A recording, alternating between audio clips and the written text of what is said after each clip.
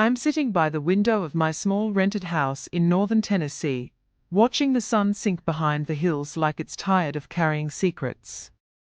I'm 83 years old now. My hair is thin and white, my knees ache when it rains, and most days I don't talk to anyone except the radio. But tonight, I'm talking to you. Because there's a story I've kept quiet for more than half a century. A story that followed me through every city I lived in, every job I worked, every relationship I ever trusted. A story my children never heard. A story my neighbors never guessed. A story that this town remembers completely wrong. My name is Margaret Elaine Brooks. And in 1971, I disappeared from my hometown overnight. People said I ran away with shame in my suitcase. They said I was unstable. They said my husband had tried his best and I just broke. But that's not the truth. The truth is, if I had stayed one more week, I would have vanished forever, and no one would have asked where I went. Back then, I was 23 years old, living in a white farmhouse outside Rowan County, North Carolina. The house sat on land my grandfather had bought after the war. He worked it until his hands twisted with arthritis and his back gave out. When he died, he left everything to me. Not because I was special. Not because I was smarter. But because he knew something the rest of the town didn't. He knew what men were capable of when money and control were involved. My grandmother passed first. Then my grandfather followed 2 winters later. I buried both of them before I turned 20. Suddenly, I was alone in a house full of echoes and expectations. That's when Calvin Moore started showing up. Calvin was respected. Polite. Always dressed neat. He worked for the county land office. Knew property laws better than anyone. And he knew exactly what my land was worth. At first, he came to help. Help me understand taxes. Help me keep the land. Help me not make costly mistakes. I didn't notice how often he said you wouldn't understand this. I didn't notice how often he spoke for me when others were around. I noticed only that people seemed relieved when Calvin came into my life. As if a loose problem had been tied down. We married within a year. The church was full. The smiles were wide. The congratulations loud. Everyone said I was lucky. I told myself they were right. Marriage didn't change him at first. But it changed everything else. My mail began arriving already opened. My bank statements disappeared. My questions were met with sighs and slow explanations, like I was a child. You worry too much, Maggie. You imagine things. You emotional. Those words became walls. The first time he took me to see Dr. Raymond Pike, I thought it was about my headaches. Instead, Calvin did all the talking. She gets confused. She cries for no reason. She fixates. The doctor nodded. I wasn't asked anything important. After that, Calvin kept records. Little notes. Dates. Observations. She forgot to turn off the stove. She argued with me. She became upset when I handled finances. Normal human behavior. Filed like evidence. I realized what was happening the night I found the commitment request. It was folded neatly inside a brown envelope, already addressed. In the interest of her safety. That phrase still makes my stomach turn. In 1971, women disappeared quietly. Especially women with land. Especially women without witnesses. I didn't cry. I planned. I memorized bus schedules. I hid cash inside a pillow seam. I practiced smiling. And one August night, while Calvin slept beside me, breathing slow and satisfied, I slipped out of my own house with nothing but a purse and the sound of cicadas screaming like they knew. By morning, I was gone. By afternoon, the story had already been written without me. They said I abandoned my husband. They said Calvin tried everything. They said mental illness runs in families.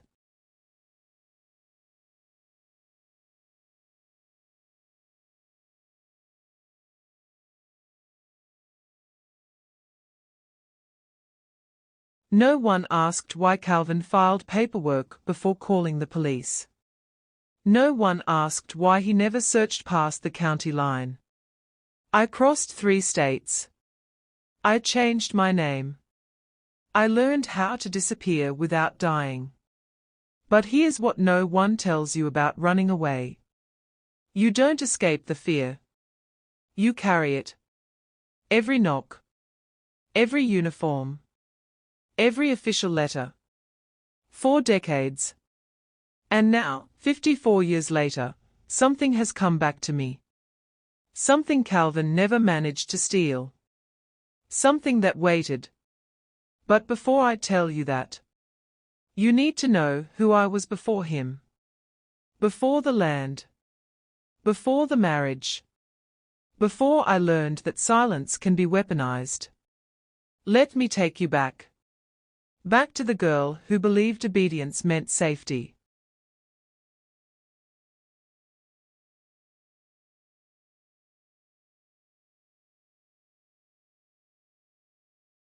Before I ever became someone's wife. Before land deeds and legal papers and locked drawers. I was just a little girl growing up where the mountains folded into each other like secrets. I was born in 1948. In a clapboard house just outside Miller's Ridge, North Carolina. It sat at the edge of a dirt road that turned to mud every time it rained. No one came out there unless they meant to. My grandparents raised me. My mama died when I was 3. Fever, they said. One week she was hanging laundry, the next week she was gone. My daddy didn't last much longer after that. He drifted. Took work wherever he could find it. Then one day, he just stopped coming back. So my grandparents became my whole world. My grandmother, Etta Brooks, was quiet but watchful. She had eyes that missed nothing. She didn't waste words, but when she spoke, you listened. My grandfather, Henry Brooks, was stern, steady, and deeply suspicious of authority. He didn't trust banks.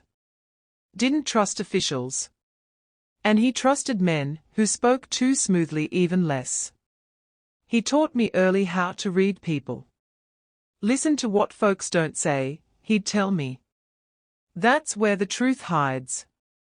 At the time, I thought he was just talking about neighbors and gossip. I didn't realize he was preparing me for survival. We didn't have much, but we had land. 37 acres of rolling hills, a creek that never dried up, and soil stubborn enough to grow corn if you worked it hard enough. That land meant everything to my grandfather. He'd say, they can't move land. They can't argue with dirt. But he also knew land made people greedy. I saw it in the way men would stop at the fence and stare. In the way county officials suddenly remembered our address when tax season came.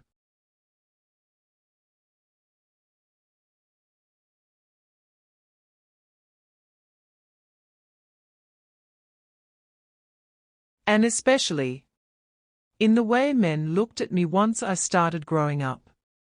By the time I was 14, I understood that being quiet made life easier. Girls who talked back were trouble. Girls who asked questions were confused. Girls who stood firm were ungrateful. So I learned to nod. To smile. To stay agreeable. Church reinforced it. Every Sunday, the preacher spoke about obedience. God gave men authority. A woman's strength is submission. I absorbed it like scripture carved into bone. When my grandmother passed, something in my grandfather changed. He became more protective, more urgent. He started teaching me things he never taught the boys in town. How to read deeds. How to count money. How to remember dates. And one night, while sitting at the kitchen table with only a kerosene lamp between us, he said something I never forgot. "Maggie, if anything ever happens to me, don't let anyone rush you. Don't sign a thing. And don't let a man speak for you." I laughed nervously and said, "You worry too much." He didn't smile. When he died 2 years later, everything he feared started to come true. I was 19, alone, and suddenly responsible for land worth more than I understood. The will shocked everyone. Not because he left it to me, but because he didn't leave it to a husband I didn't have yet. That alone made me a problem. That's when the visits started. Men from town. Men from the county office. Men who just wanted to help. And among them was Calvin Moore. He didn't rush. Didn't flirt. Didn't pressure. He waited. He watched. And that made him the most dangerous of all. Calvin spoke gently, like someone who expected to be obeyed. He explained things slowly, as if I were already struggling. He'd say things like, "This must be overwhelming for you. I'll handle it. You shouldn't worry your pretty head about legal matters." And I let him. Because I had been trained my whole life to. Looking back now, I can see how carefully he built the cage. He isolated me from questions. From options. From confidence. By the time he asked me to marry him, it didn't feel like a choice. It felt like relief. What I didn't know then, what no one ever tells young women, is that predators don't start with force. They start with permission. People think danger announces itself.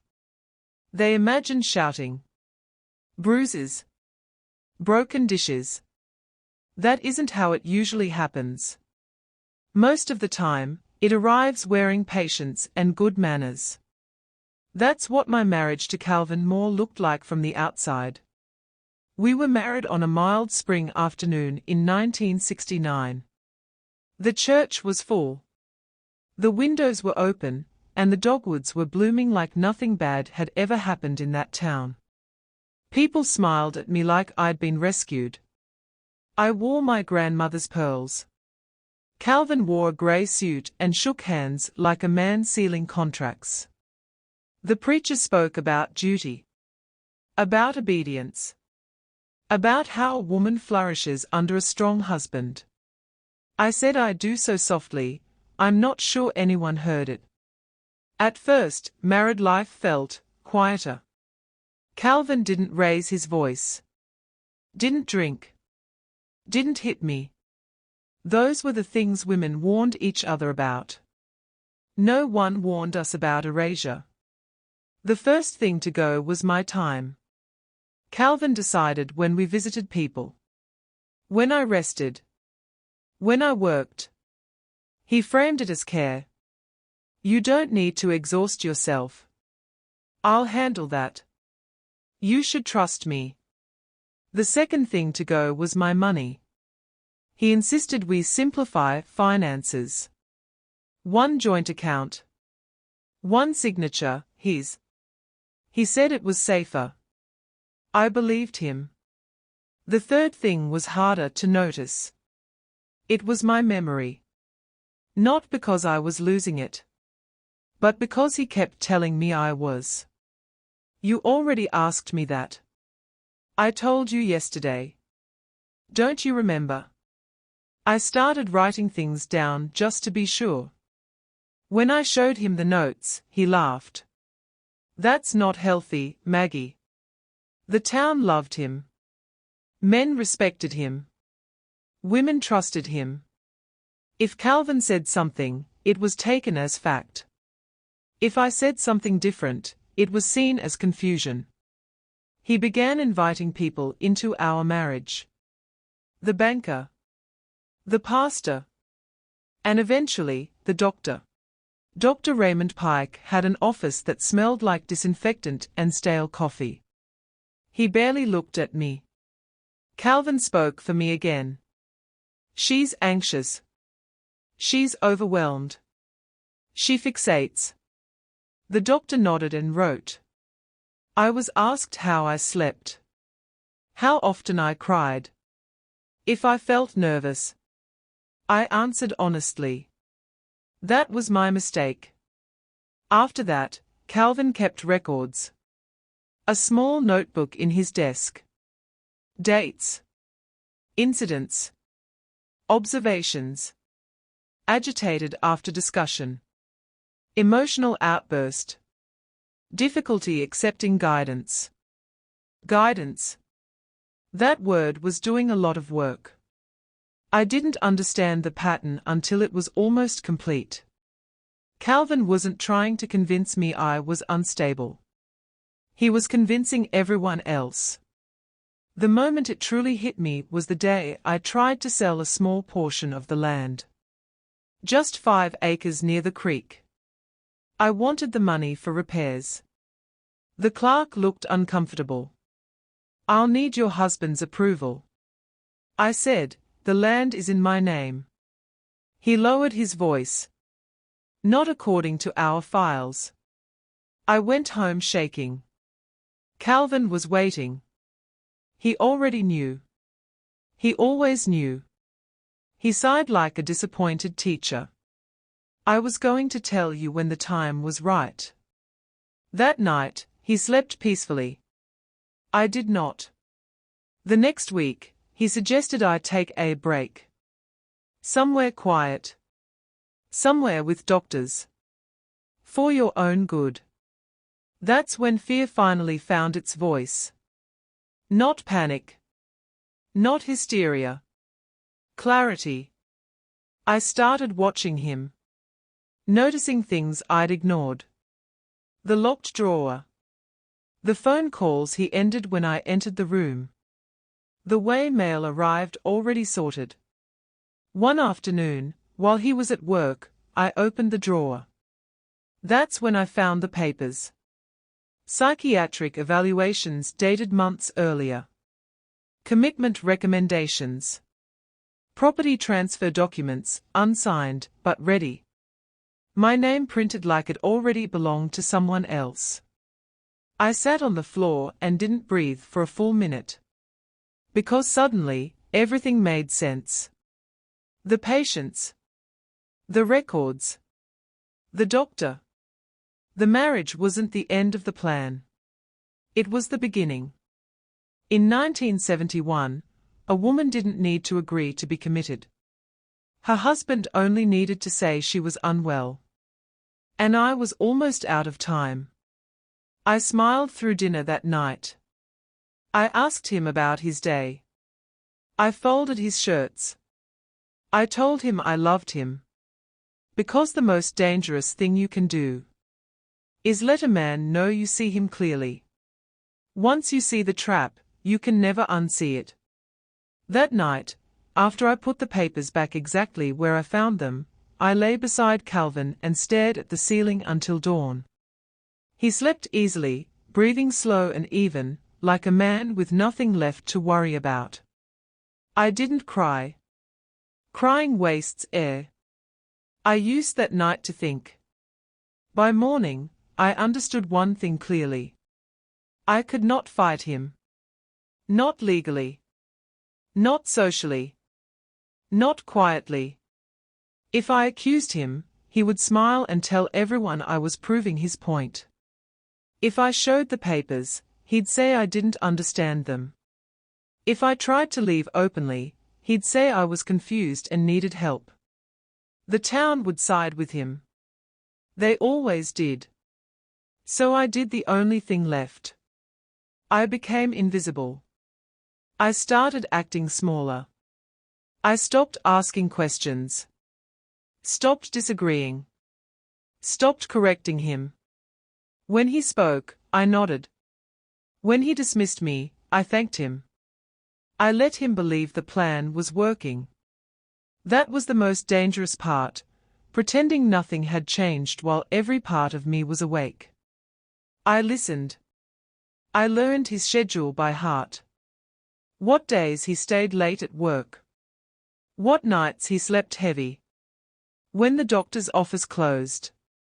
I memorized bus routes from an old timetable at the library. I hid money in places he never checked, inside hems, behind loose boards, tucked into an old Bible he never touched. $30. Then $40. Then $50. It took months. I packed nothing. That was important. Packing would have been noticed. Instead, I decided what I could lose. The furniture. The dishes. The photographs. I memorized faces instead. The final warning came 3 weeks later. Calvin brought home pamphlets. Places with soft names. Rest homes. Treatment facilities. Inpatient care. He left them on the kitchen table like suggestions. I knew then I was out of time. The night I left was unremarkable. No storm. No argument. Just cicadas screaming outside like they always did. Calvin fell asleep early. I waited an hour. Then another. When I finally stood, my legs nearly gave out, not from fear, but from the weight of knowing I would never return. I wore one dress. Flat shoes. My grandmother's necklace under my collar. I left the wedding ring on the nightstand. That wasn't bravery. That was strategy. A missing ring would raise questions. I didn't take the car. Too obvious. I walked. Past the fence. Past the trees. Down the road I'd known since childhood. Every step felt like betrayal and survival tangled together. At the bus station, I didn't sit.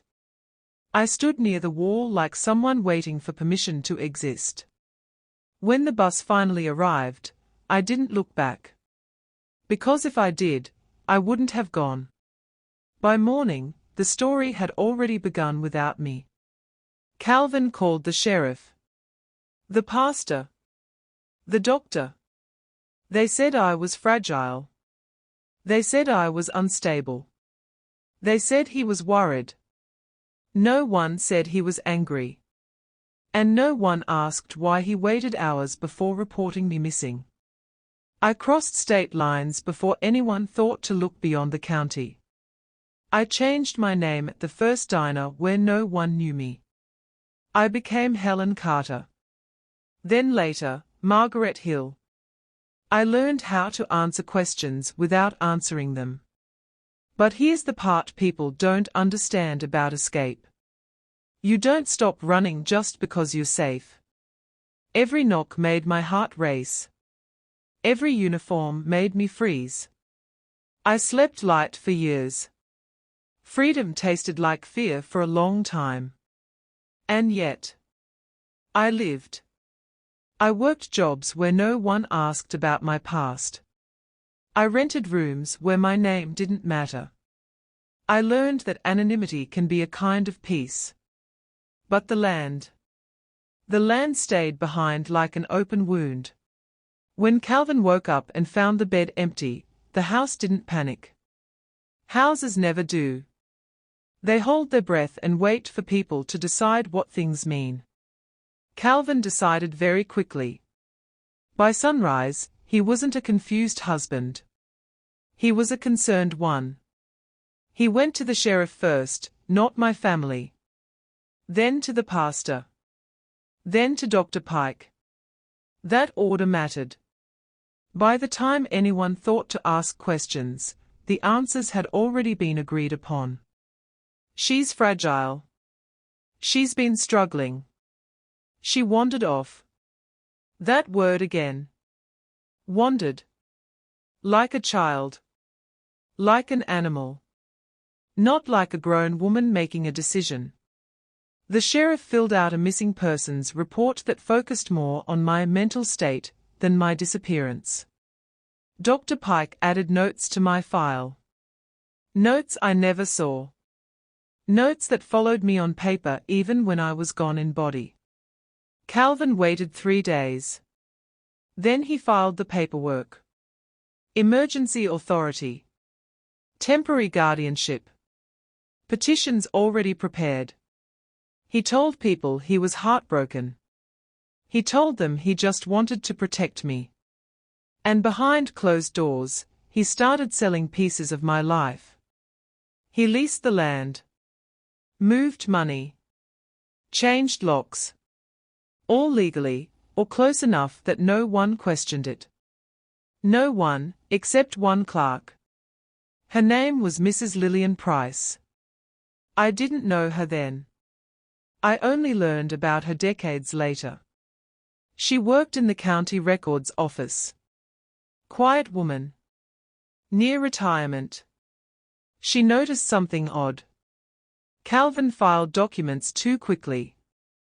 Dates didn't line up. One form referenced an evaluation that hadn't officially occurred yet. A small thing. But small things are where truth hides. Mrs. Price delayed the filing. Just a day. Then another. She asked for clarification. Calvin got impatient. That impatience would cost him everything. Meanwhile, I was learning how to live as someone else. I took work cleaning motel rooms. Then waitressing. Then sewing in a factory. I kept my head down.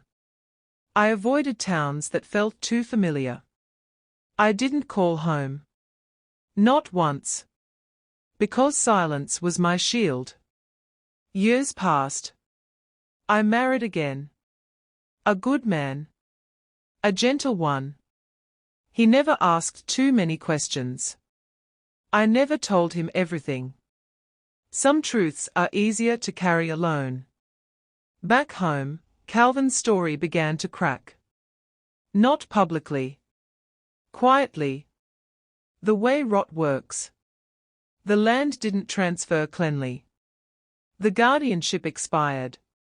The commitment never happened. Legally, I was still competent. Still alive. Still the owner. But Calvin couldn't admit that. So he waited. Years. Decades. Hoping I was dead. Hoping time would erase paperwork. Time erases many things. But not records. In 1994, Calvin had a stroke. He survived. But his mind never fully recovered. And in that fog, he made a mistake. He talked.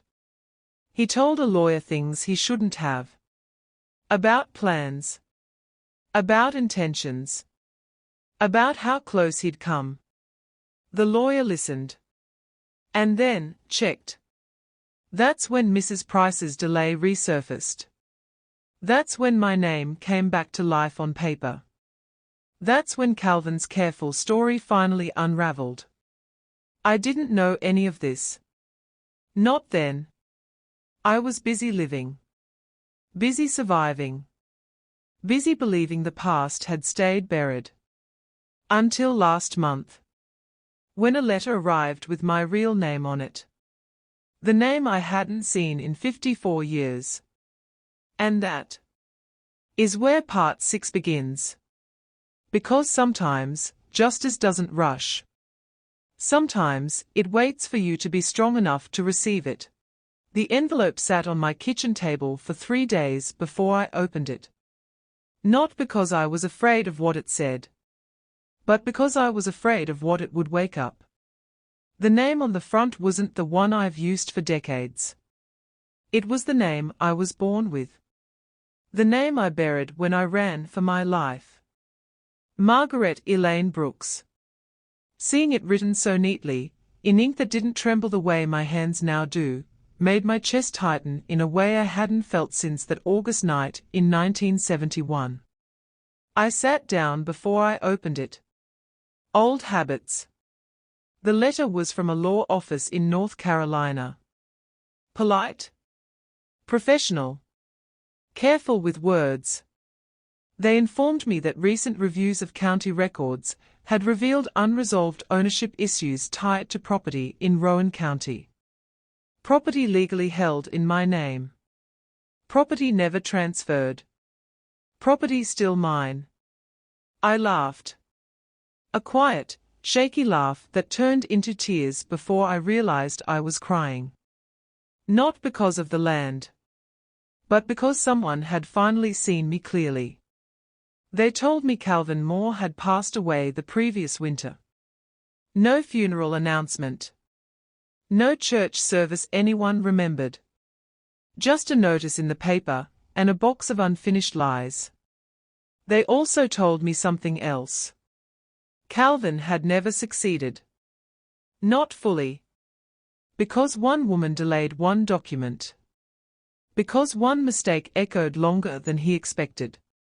Because time does not protect the guilty, it only hides them. I didn't go back. Not physically. Some places don't deserve your footsteps. But I answered the letter. I confirmed my identity. I signed my name, slowly, carefully, like it mattered again. Weeks later, another envelope arrived. Inside was confirmation. The land. The house. The rights. Still mine. Waiting. I thought about my grandfather. About his warnings. About how he tried to protect me with paper and foresight. I wish I could tell him it worked. That I lived. That I wasn't erased. I won't reclaim the land. I'm too old to start over. But I arranged for it to be donated. To women who need shelter. To women running from quiet danger. To women who are told they are confused when they are actually clear. I tell this story now because silence only protects those who abuse it. Because obedience is not the same as goodness. Because walking away can be an act of courage. If you're listening to this and something feels familiar. If someone keeps telling you that you don't remember things right. If paperwork appears that you didn't sign. If your voice keeps getting smaller. Pay attention. Fear sharpens for a reason. I didn't lose my life. I didn't lose my sanity. I lost my name for a while. And I got it back. The sun is setting now. The hills outside my window look peaceful. And for the first time in a very long time. So do I.